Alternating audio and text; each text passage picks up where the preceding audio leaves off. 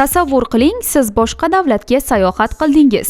Oddiygina kundalik ishlaringizni qilyapsiz, lekin bilmagan bir qoidangiz sabab jarimaga tushib qolishingiz mumkin. Chunki dunyoda shunday qonun va qoidalar borki, ularni birinchi marta eshitgan odam rostdan ham shunday qonun bormi deb hayron qoladi. Bugun dunyoning turli mamlakatlaridagi eng g'alati 7 ta qonun va qoidani ko'rib chiqamiz. Birinchi o'rinda Singapur. Singapur dunyodagi eng tartibli davlatlardan biri hisoblanadi. Ammo bu mamlakatning eng mashhur g'alati qoidalaridan biri saqich bilan bog'liq. Singapurda oddiy saqichni sotish yoki sotuvga reklama qilish taqiqlangan. Qonunda tibbiy maqsadlarda ro'yxatdan o'tgan ayrim saqichlar uchun istisno mavjud. Bu qoida 1990-yillarda juda qattiqlashtirilgan. Sabablardan biri tashlab ketilgan saqichlarning jamoat joylari va transport tizimlariga zarar yetkazishi edi. Ayniqsa metro eshiklari va boshqa infratuzilmadagi muammolar hukumatni keskin choralar ko'rishga undagan. Hozir bu qoida Singapur haqida gap ketganda eng ko'p esga olinadigan qonunlardan biridir. Rasmiy qonunchilikka ko'ra, taqiqlangan saqichni sotish yoki reklama qilish uchun jarima 2000 Singapur dollarigacha yetishi mumkin. Ikkinchi g'alati qoida Italiya bilan bog'liq. Sardiniya o'zining ajoyib plyajlari va oppoq qumlari bilan mashhur. Ammo sayyoh uchun oddiygina esdalik bo'lib ko'ringan bir hovuch qum muammoga aylanishi mumkin.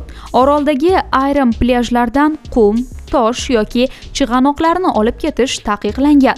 Buning sababi oddiy: tabiatni himoya qilish. Har yili minglab sayyohlar plyajlardan ozgina qum olib ketadigan bo'lsa ham, yillar davomida bu tabiiy muhitga ta'sir qilishi mumkin. Hatto ayrim sayyohlar mashinalarida katta miqdorda qum olib ketishga uringan holatlar ham qayd etilgan. Shuning uchun Sardiniyaga borganingizda plyajdan chiroyli qumni esdalik sifatida olib ketish haqida fikr bo'lmasligi mumkin. Uchinchi o'rinda Germaniya. Germaniyaning mashhur Autobahn avtomagistrallarida ayrim uchastkalarda tezlik bo'yicha umumiy limit mavjud emasligi bilan ko'pchilik tanish. Ammo bu yo'llarda yana bir qiziq qoida bor. Agar mashinangizda yoqilg'i tugab qolib, shu sababli avtomagistralda to'xtab qolsangiz, muammoga duch kelishingiz mumkin. Sababi Autobahnda keraksiz to'xtash xavfli hisoblanadi. Yoqilg'ining tugab qolishi esa ko'pincha oldindan oldini olish mumkin bo'lgan holat sifatida qaraladi.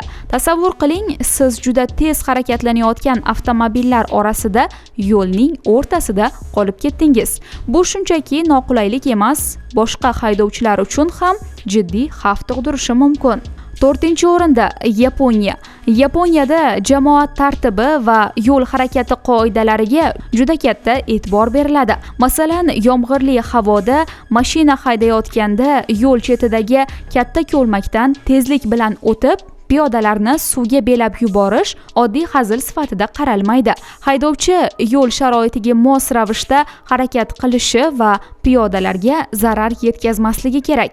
Ya'ni boshqa davlatlarda shunchaki kiyimim ho'l bo'ldi deb qaralishi mumkin bo'lgan holat Yaponiyada huquqiy muammoga aylanishi mumkin. Bu qoida aslida juda mantiqli. Haydovchi mashinasini boshqarayotganda atrofdagi odamlarning xavfsizligini ham hisobga olishi kerak. 5-o'rinda Gretsiya. Gretsiyadagi tarixiy obidalar juda katta ahamiyatga ega. Shu sababli ayrim arxeologik hududlarda sayyohlarning xatti-harakatlariga alohida talablar qo'yilgan. Masalan, tarixiy yodgorliklarni himoya qilish maqsadida ayrim joylarda baland poshnali oyoq kiyimlarda yurishga cheklovlar qo'yilgan.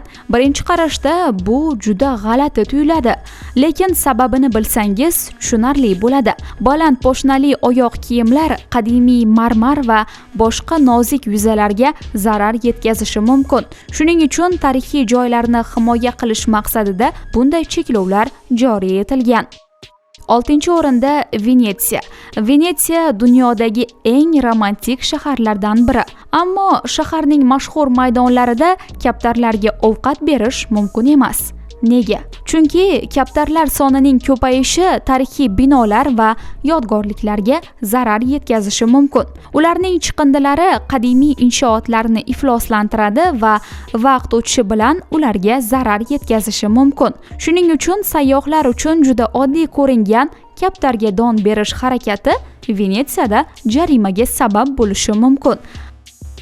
Va nihoyat 7-qonun Shveysariya. Bu mamlakat hayvonlarni himoya qilishga juda jiddiy qarashi bilan ham mashhur. Masalan, dengiz cho'chqachalari, ya'ni Guinea pen deb ataladigan kichik hayvonlar ijtimoiy jonivorlar hisoblanadi. Shu sababli ularni yolg'iz saqlash hayvonlarning farovonligi bilan bog'liq muammo sifatida qaraladi. Ya'ni odam uchun oddiy uy hayvoni bo'lib ko'rinadigan jonivorning yolg'izligi ham qonuniy himoya doirasiga tushishi mumkin. Bu qoidalar bizga bir narsani ko'rsatadi.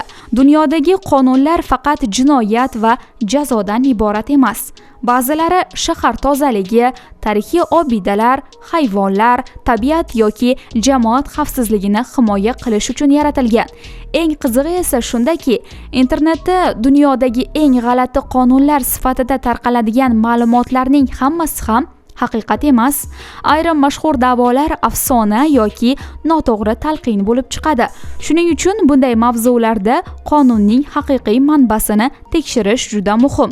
Demak, keyingi safar chet elga sayohat qilayotganingizda faqat mehmonxona va aviachiptani tekshirib qolmang. Mahalliy qonunlarni ham biling. Chunki siz uchun oddiy va zararsiz bo'lib ko'rinadigan harakat boshqa davlatda jarimaga sabab bo'lishi mumkin. Sizningcha bu 7 qoidadan qaysi biri eng g'alati? Fikringizni izohlarda yozib qoldiring.